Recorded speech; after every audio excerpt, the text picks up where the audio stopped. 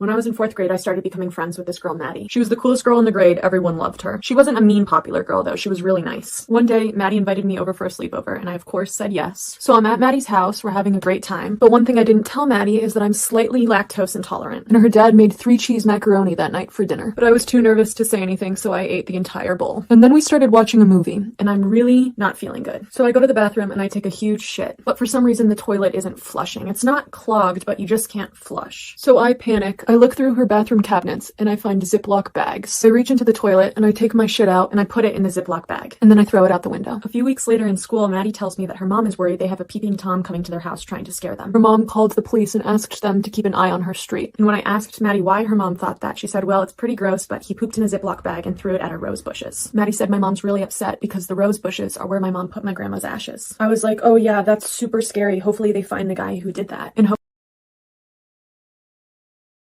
when I was 13, I lived next door to this super cool and beautiful girl named Stephanie. And Stephanie was very popular and always hanging out with her friends at her house. And whenever I was bored at my house, my mom would be like, why don't you go over to Stephanie's? And I'd be like, Mom, Stephanie would never want to hang out with me. But then one day, Stephanie knocked on my door and was like, hey, Lydia, I'm having a bonfire in my backyard tonight if you want to come by. So that night, I went over to Stephanie's backyard. So I was chilling, sitting by the campfire, playing it cool. But then one of Stephanie's friends, Shelby, was like, my butt hurts from sitting in the grass. David, I'm going to come sit in your lap. And then all of the girls decided that they were going to sit in the boys' laps. And there was one boy left, Tyler, and it felt like everyone was expecting me to go sit in Tyler's lap. So I go sit down in Tyler's lap, and it's all very exciting because I've never sat in a boy's lap before. And then someone says something funny, and I start laughing. But the pressure of my laughter causes a long, loud fart to escape from my 13-year-old butthole. And everyone goes silent. And then Stephanie goes, did someone just fart? And Tyler goes, I think it was Lydia. And I go, no, it wasn't, but I think I'm gonna go home now. And now it's been 12 years since I farted in Tyler's lap, and I still think about it at least once a week. When adults tell you that certain things won't be embarrassing when you get older, they're lying.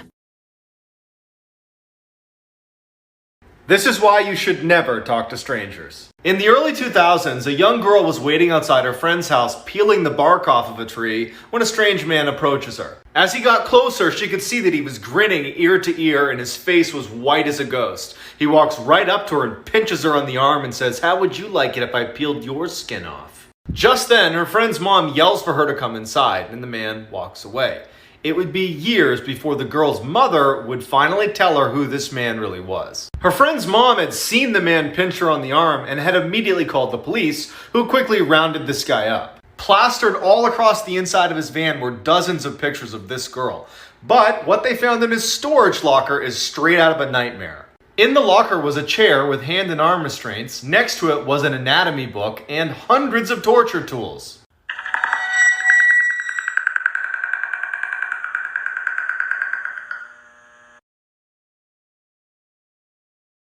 So when I was about 5 or 6, I had a best friend named Maggie who lived next door. We would always go outside and play together. One day around dinner time, we saw a little girl around our age staring at us on the side of another nearby house. She was extremely pale and wearing a white dress. We would see her for days on end in the exact same dress. And as soon as we would yell for her to come play with us, she would run around to the front of her house. One day, we finally decided to chase after her. As soon as we rounded the corner to her front yard, she was gone. Like, she had literally disappeared. When we were walking back, we noticed a pile of dirt next to our house. In the dirt was written K-A-R-A with a stick next to it.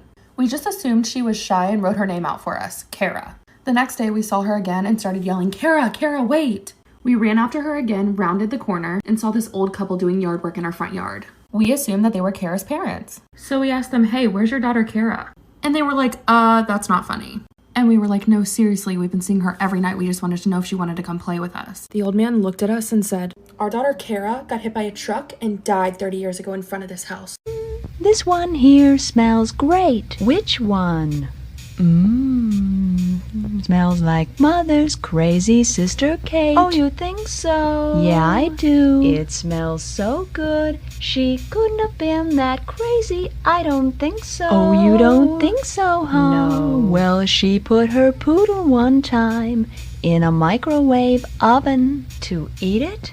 Yeah, to eat it? Oh, no. No, no, no, no, no, no, no, no, no, silly. Like in elementary, I was bullied a lot. One day, this girl, we could call her Jenny.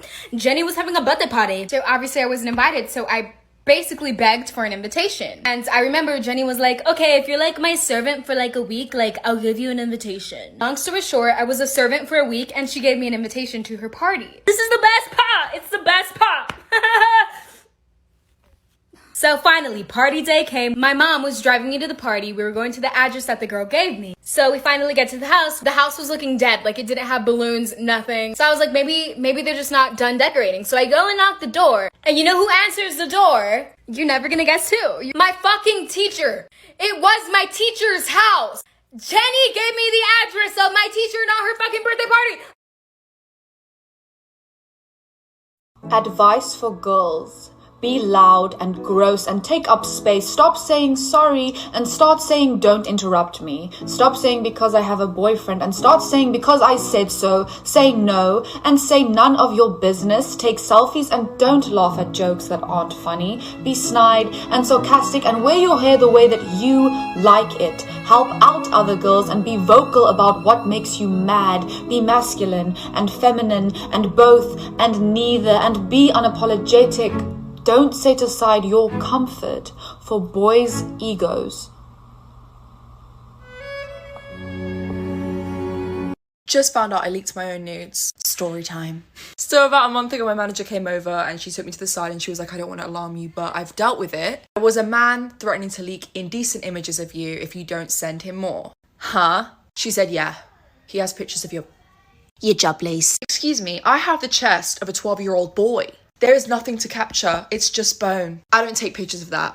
Ever. Like, I'd understand if I had double D's, but baby, I've got minus A's. So I said, thank you for dealing with a cheeky bit of blackmail in my business email. But he's lying. Let's move forward. So I forgot about it. And then today, I'm uploading a YouTube video, and I haven't checked my channel in ages.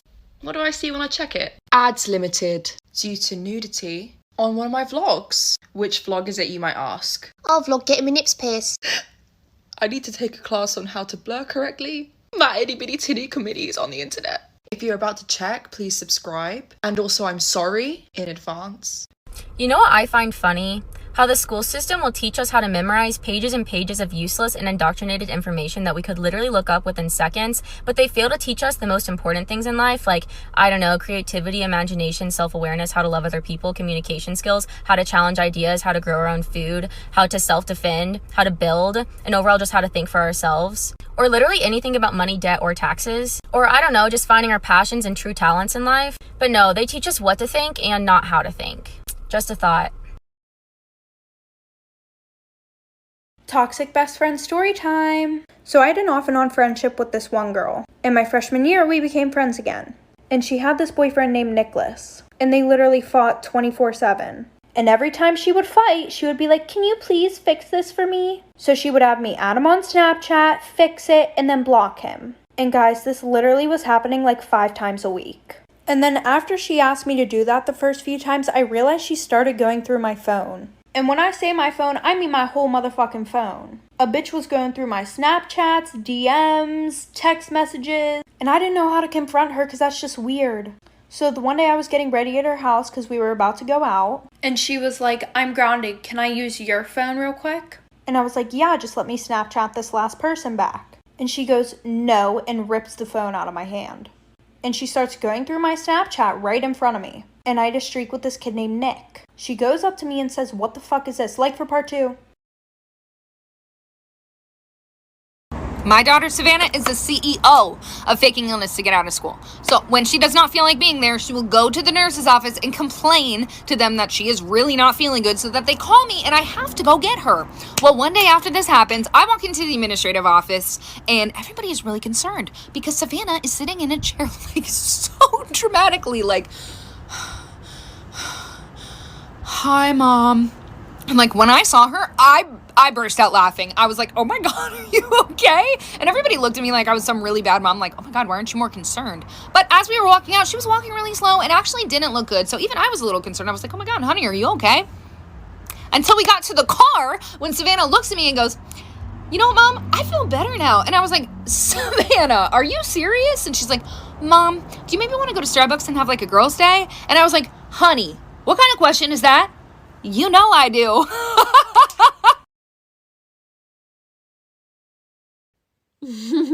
Story time.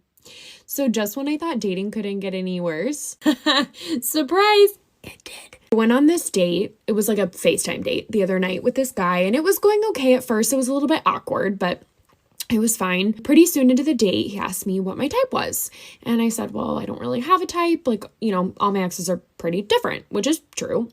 And then I asked him what his type was. He looked me straight in the eyes and said to me, well, normally I go for really strong, motivated, and independent women, but they're all pretty heartless. So I'm trying something different. Excuse me, bitch? Seeing as I spent the last 4 days looking like I belong in the cast of Shameless, I thought it was about time I washed my barnet. You're about to see some catfishery wizardry, where I'll show you how to go from dusty to dreamy in all of 59 seconds. If you look through my last few TikTok videos, you can see you could probably have fried an egg on my head top. 3 washes later and my hair's clean, so we're happy. Girls, I'm a lot of things, but I'm not a beauty influencer, so please don't ask me for an in-depth tutorial because I don't know what the fuck I'm doing as it is. I don't use the products that you're meant to. I don't put my makeup on in the right order. And I use any brush that fits to my face. This video does look professional, but let me tell you, I don't know what the hell I'm doing, but it does turn out alright. And if I'm going to be honest, I've got absolutely nothing to do today and nowhere to go. Cheers, Boris. But one thing I do need to do is upload a photo to Instagram. Because seeing as I'm meant to do this for a full time. So I was at this party last night with some friends, and this guy comes up to me and he says, "You're so beautiful, can I have your number?" And I said, "No." And he said, "Oh, playing hard to get." And I said, "No, I'm simply not interested in you." And he said, "Why can't you just be nice and give me your number?" And I said, "Why did I think of that? I changed my mind all of a sudden. Of course you can have my number. Let me put it in your phone for you." And he said, "Really?" I said, "Yes, but it might take a couple minutes because I'm a little drunk." And he said, "Take your time." Good thing I wasn't drunk because I was able to find his Venmo app right away. So I put my phone number in there and suddenly I'm $5,000 richer. And I'm wondering how on earth did that happen? Did I do that? Yes. I know I wasn't entitled to and he definitely would have said no, but I took it anyway. I guess I just can't seem to take no for an answer.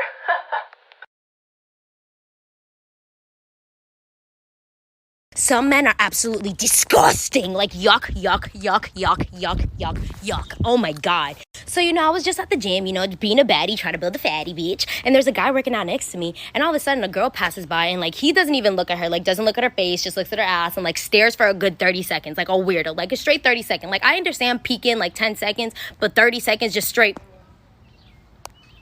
And, there's nothing wrong with checking a girl out because some of these girls out here be fine. They be making you break your neck just to look at them because they're bad bitches, so it's well deserved. But the problem is, this man had the audacity to look at his friend and be like, "That's a hard sex." And then he started criticizing everything about this girl's body, even down to the fucking leggings she was wearing. Oh my God. But then, bitch, it got worse because then I started noticing that they were following different girls around the gym while they were doing their workouts, and they were rating them and critiquing them as to why they wouldn't or would smash. What the fuck? And in my head, I'm like, first of all, y'all are hard fours. I don't know why y'all talking when you look like the creepy uncles at the barbecue, bitch. My brother used to be obsessed with Call of Duty, COD 4. When he was 12 years old, he had the headset and everything. And I don't know if you guys have ever heard someone play COD 4, but it kind of sounds like this. Get him. Get that mother. Go now. Yeah. You missed the fucking guy. God. So it's a super wholesome game, but to annoy my brother, I used to sit next to him and watch him while he played. And one day he was playing with someone who had the username Little Pickle. And at the time I was 10 years old and I really liked that username. I thought it was cute. So I changed all my usernames, AOL, email, Club Penguin, to Little Pickle. And then somehow my dad found out that I did that. And he thought Little Pickle was a really cute name too, so he started calling me that. And my brother for some reason didn't realize or didn't know. But my dad kept calling me Little Pickle for years and then it caught on, so my friends started calling me Little Pickle. When I graduated college, my parents made a sign that said, "Congratulations, Little Pickle." Then one day last year, my brother was like, "It's weird that people call you Little Pickle." And I was like, "Why is it weird?" He was like, "I remember there used to be this super creepy kid on COD 4 who only ever talked about his penis and he called it his little pickle. All he talked about was his dick." So now I'm 25 and people still call me Little Pickle. Meanwhile, there's some sketchy video gamer out there also calling his penis a little pickle, so. So when I was a sophomore in high school, I had this teacher who would only let the students in her class use the restroom one time per semester. Well, one day I raised my hand and I was like, "Excuse me," I don't remember her name, "can I please use the restroom?" And she was like, "No, you can't because you've already used the restroom in my class this semester." Well, excuse me, you can't dictate my bladder. So I'm all frustrated and I started secretly texting my mom because I wasn't allowed to use my phone in class. And I was like, "Mom, I'm sitting in class right now. My teacher won't let me use the restroom." And she was like, "I'll take care of it for you." And I was like, "Okay." So like 5 minutes goes by, and all of a sudden my teacher's phone starts ringing, and she walks up to it and answers it, and she's like, hello? Yeah. Okay, thank you. And then she walks up to me like so angry, and she like slams the pass on my desk, and she was like, since you have to go that bad. And I was like, yeah, I really do, thanks. And I got up and left. I didn't even have to go to the bathroom. It was just the principle of it. I just roamed the halls. In high school, I had a friend who lived in this old, small apartment building. And on the first floor was this old guy named Dave who had apparently lived in the building forever. And no one really knew what Dave's deal was. The only time people saw him is when he walked outside to walk his tiny dog. But other than that, he never left his apartment. He had a nephew who delivered him groceries once a week. My friend just assumed that Dave was too old or had some sort of sickness that prevented him from leaving the house. One day, my friend was coming home from school and Dave's nephew was leaving the apartment building. And my friend is really sweet, so she was like, hey, I know Dave sometimes has troubles getting out of the house, so if you ever need me to go over there and bring him something, let me know. I'm always happy to help. And the nephew looked really shocked and terrified. He was like, no, you should never go over to Dave's ever. And then he got really awkward and he was like, okay, gotta go, bye. And then a few weeks later, my friend was coming home from a Halloween party late at night. And when she got inside her apartment building, Dave's door on the first floor was wide open and it was pitch black inside his apartment. But then she heard something behind her.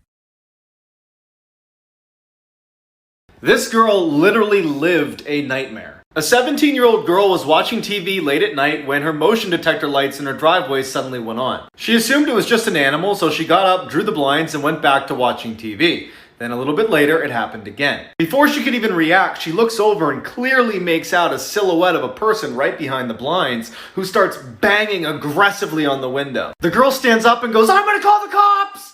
And the figure stops for just a second, sprints to the side door and starts pounding even louder on that, screaming incoherently. The girl runs to the bathroom, barricades herself inside while she waits for the police, and then her worst nightmares come true. She hears glass shatter in the other room. After a few minutes of silence, she opens her door just a crack to get a peek outside, and standing in her living room next to a broken window is some crazy old woman who looks over at her and starts sprinting toward her. The lady comes smashing into the door and starts wailing on it until the police arrive and take her away. She was a lunatic who had escaped her facility. One day, my cousin made a Tinder, and we were having a family barbecue, so he came over. He was like, oh my god, Sam, like this really hot girl just like matched with me, and then he shows me. And then I see the profile, and it's literally pictures of Madison beer. But the name on the profile was like Kalani. I was like, bro, I don't know who you think you're fucking texting, but it's not Madison beer. You're texting someone's fucking auntie right now. Whole ass auntie. He's like, guess we're about to find out. I was like, no, what the no? He's like, yeah, I just gave her the Addy. She's about to pull up. Like, we're gonna meet. Like, it's all cool, Sam. Like, trust me. Trust me. Trust me, he said. Okay. I trusted him. So I see a car pull up, and he's like, oh my god, I think it's her. I was like, oh shit, what if I do meet Madison beer? The door freaking opens. And this old lady pops up. I look at my cousin, and I'm like, go! Go hug her! Go! You were so excited. It's Kalani. The one and only. Come on.